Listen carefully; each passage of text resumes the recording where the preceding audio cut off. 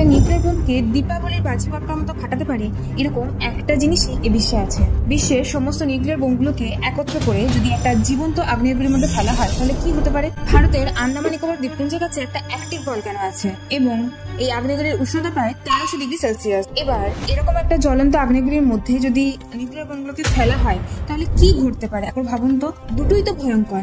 এখন এই দুটো জিনিসকে যদি একসাথে রাখা হয় তাহলে কি আরো বেশি ক্ষতিকারক কিছু হতে পারে? এরকম যদি কোনো কাজ করা হয়, মানে এই নিউক্লিয়ার বোমগুলোকে যদি কোনো অ্যাক্টিভ ভলকানোর মধ্যে ফেলা হয় তাহলে কিন্তু বোমগুলো গলে যাবে সঙ্গে সঙ্গে।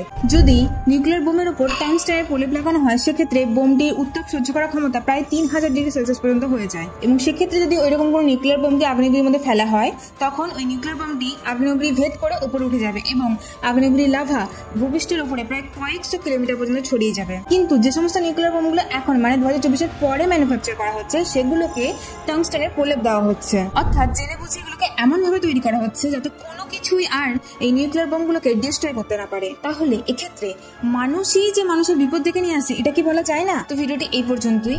এই বিষয়ে আপনাদের মতামত অবশ্যই জানাবেন।